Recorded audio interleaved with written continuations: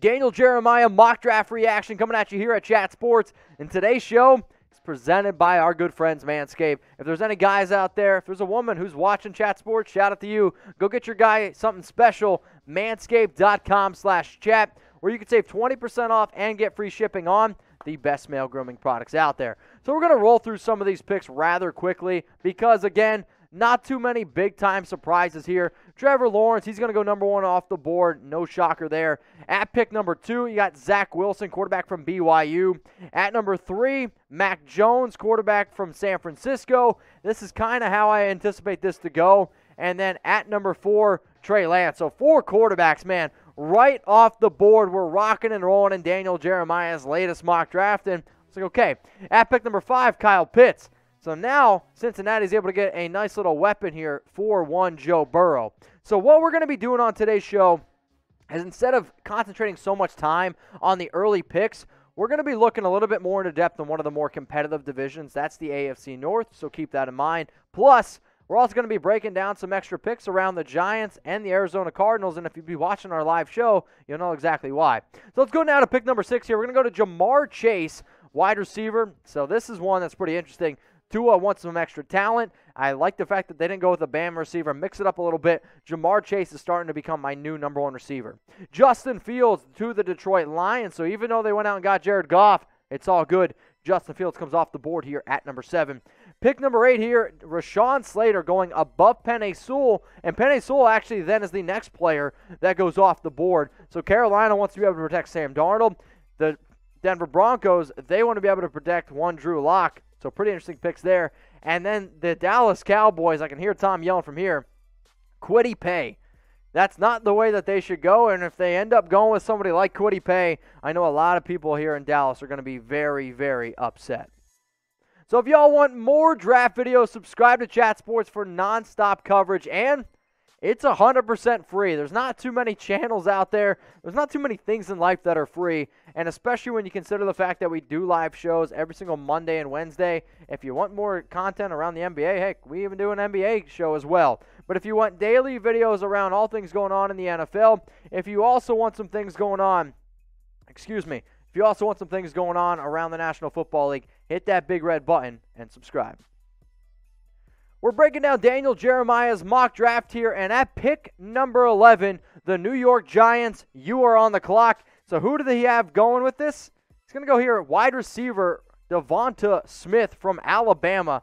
So the Giants drafted Smith number 11 overall, which is pretty surprising to me. He might not be overly fast, but Smith has great hands and technique and awareness. This also gives Daniel Jones another offensive weapon. It also kind of silences all the critics and also going to be able to find whether Daniel Jones is the man or not. Because let's face it here, if you have Devonta Smith and all the other options there on offense and Daniel Jones can't get it done, he's not the quarterback. If you add another offensive weapon like Devonta Smith and he does get it done, okay, it's a lot more of a different discussion. But for Smith, I know a lot of people are going to poke holes that he's undersized or that he's not this elite runner. The dude gets open, and that's really the only thing I care about. So in terms of why did this pick ultimately go down, this is why Daniel Jeremiah said on Smith to the Giants. Even after the Giants signing of Kenny Golladay, I still get the sense Big Blue wants more weapons. Smith is the best route runner in this draft. And you know what? The Giants love route runners. It's one of the biggest reasons why they went out and drafted Sterling Shepard out of Oklahoma, somebody who I thought was a phenomenal route runner. But I mean, look at this depth chart here. For all your defensive coordinators out there, good luck. Kenny Golladay, he's your wide receiver 1 who you just signed in free agency. Devonta Smith, your wide receiver 2. Sterling Shepard. Sterling Shepard is a player that I think is one of the more underrated players. And I'm telling you what right now, if he'd be the guy in the slot, this would be just a dynamic offense. But not only that, let's just talk about Daniel Jones' weapons if this were to go down. You have Saquon Barkley, one of the most dynamic players in the entire league, one of the best pass-catching running backs in the league. Kenny Golladay, Sterling Shepard, and then Evan Ingram. Evan Ingram, I still think, is one of the more athletic tight ends, and sure, he might not ever be the player that a lot of Giants fans were hoping for when he ran that 4.3940 at the Combine, but if he could be, let's just say, your 5th option in your attack, man, good luck covering that. So last season, Devonta Smith won the Heisman, 117 catches, over 1,800 yards, 23 touchdowns, an extremely dynamic player, there's no doubt about that. So, what do you guys think here about this pick here in Daniel Jeremiah's mock? A, B, C, D, or F? The New York Giants, they were on the clock. They wanted to be able to build a little bit more around their quarterback, and they went out and got the best wide receiver left on the board. Let me know what you guys have to say. A, it was great. B, it was okay. C, it was average. D, it was bad. F, it was failing. The grade that I'm going to give this, probably a B grade. Do I like the move? Yes, I do. Do I think that the Giants could do some other avenues? Do I think that maybe they could have gone a different direction? Sure, absolutely. But the most important thing that Giants need to be able to figure out is if Danny Dimes is the answer. This pick helps you figure that out. All right, we're going to keep it moving here, and today's show reminder is presented by Manscaped. At pick number 12, Patrick Surtain going off the board. Great value here for the Philadelphia Eagles. J.C. Horn, he's the next cornerback off the board, and this actually wouldn't surprise me considering the fact that I could see Horn going higher since Caleb Farley's injury. At number 14, Jalen Phillips, edge rusher from Miami. Ever since his pro day, his stock continues to just go up and up and up. The New England Patriots, they're on the clock. They're going to go with linebacker Micah Parsons. The off-the-field stuff scares me, but if you're just somebody that concentrates on the field and on the field only, you can't deny this guy's talent because he's one of the best defensive players in this year's class. Micah Parsons going to the New England Patriots. Now, if there's any guys out there, seriously, go get started with Manscaped. If you're looking for the best male grooming products on the market, I promise, look no further. Manscaped.com/chat, 20% off, and you can get free shipping. Maybe you didn't get what you wanted in your Easter basket. Maybe your Easter eggs are looking a little bit fuzzy. Get rid of that hair and go use the Lawnmower 3.0. It fits great in your hand. There's a nice little light at the edge of it so you can get into those hard-to-reach places. You can take it into the shower. It's waterproof, and it's got changeable blades. It's a very important thing. Don't be the guy that uses the exact same blade on his face that he does on his downstairs. It's not good. Manscaped.com/chat. 20% off and free shipping on the best male grooming products out there. The Arizona Cardinals, you are on the clock in Daniel Jeremiah's latest mock draft. So who did he have Arizona going out and picking at number 16? He had going wide receiver Jalen Waddle from Alabama. This is a very, very interesting pick to me. There is no doubt about this. He is a dynamic receiver who's got a lot of home run ability. Also, extremely dangerous in the return game. Obviously, you don't know what you're going to get with Larry Fitzgerald, but for Arizona, they've done a lot of investment on the offense, right? You went out, you made a trade for Rodney Hudson to play center.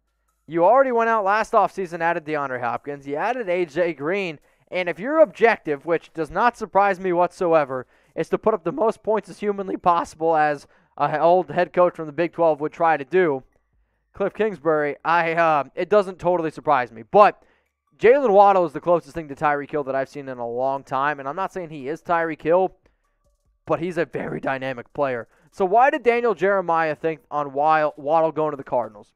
This is a big-time steal if Waddle falls this far down the board. But we've seen some talented receivers slip a bit in recent drafts. He would be electric in Arizona's offense. He's 100% right, though. I mean, think about it last year. CeeDee Lamb, a player that I thought was going to go a lot higher, he fell all the way to 17. We could see somebody like Waddle fall. And if he does fall to Arizona, and I do think this actually also makes sense because they do need a corner, and with both Horn and Surtain off the board, Waddle's still sitting there. But you're telling me right now, as your wide receiver 3, you have Jalen Waddle. Let's also not forget that you also have Andy Isabella, a player that I like a lot, and I know Arizona likes a lot. Christian Kirk on top of that from Texas A&M. I mean, there's not too many teams out there that would be able to cover these 4 receivers right here. Sure, you're still looking for a running back. Chase Edmonds is okay in terms of his pass game ability. You don't have a tight end either. But, I mean, DeAndre Hopkins, A.J. Green, if he can stay healthy, Christian Kirk, and Jalen Waddle, plus Andy Isabella.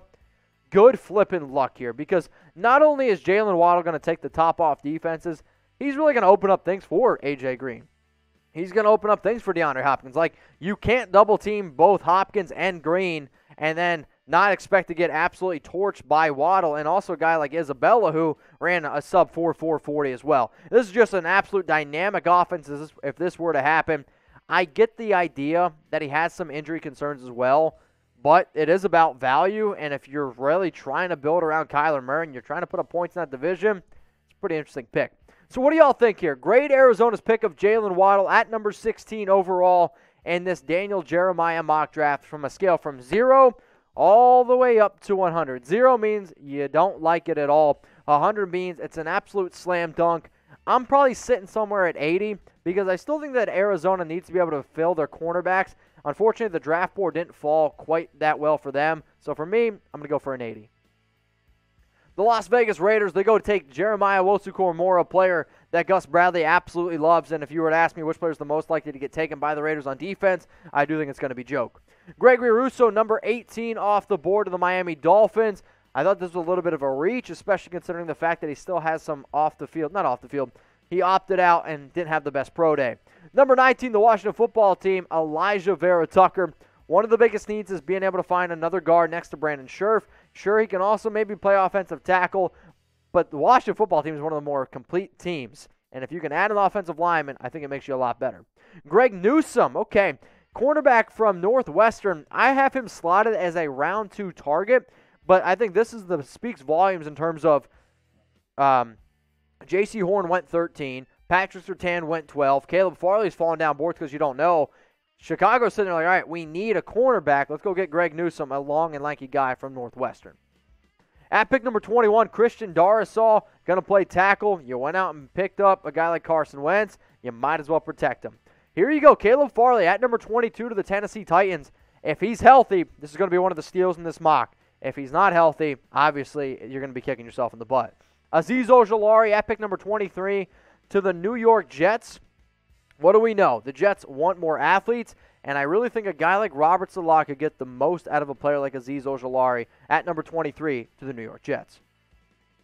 The Pittsburgh Steelers are on the clock in Daniel Jeremiah's latest mock draft. So who do you think Pittsburgh, who do you think the black and yellow are going to end up taking at number 24? They're going to go offensive tackle Tevin Jenkins from Oklahoma State. The Steelers, in my opinion, want to go back to being this tough-nosed team. If you know anybody from Pittsburgh, they take very high predication on being a very tough football team. That's what Tevin Jenkins is. He might be one of the meanest dudes in this year's draft. Sure, he's going to play right tackle for Pittsburgh, and a lot of people might be sitting there saying, well, I think they actually need a left tackle because Alejandro Villanueva, he's still out on the free agent market. But Jenkins would really be able to help this offensive line. There's no doubt about it. He is an absolute dominant run blocker, and he needs to get better in the passing game. But if he really fills out a little bit more and really can live up to what he could potentially be, I'm going to believe that he could be one of the better tackles in the entire league. 6'6", 332 pounds from Topeka, Kansas.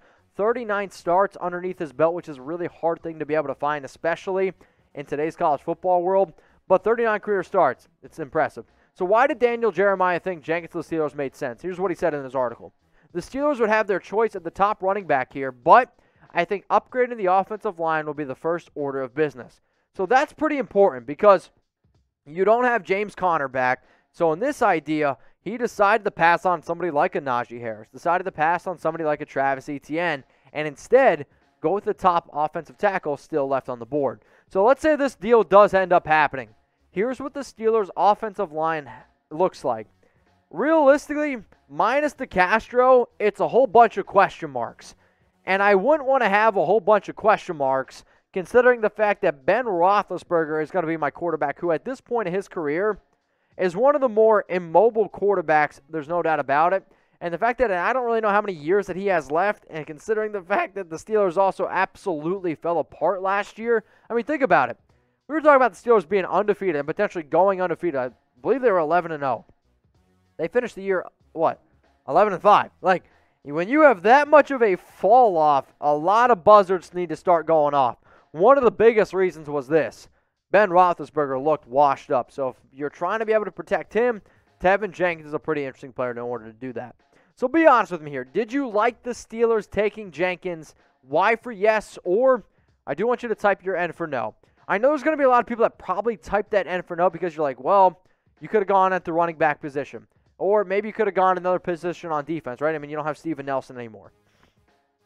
But, and this is a big but, if you don't have a solid running game, would it be more to do with you not having a right tackle? Or Could it be a little bit more with the fact that you don't have somebody being able to run the football? Let me know. Do you like the Steelers taking Tevin Jenkins? Y for yes or N for no.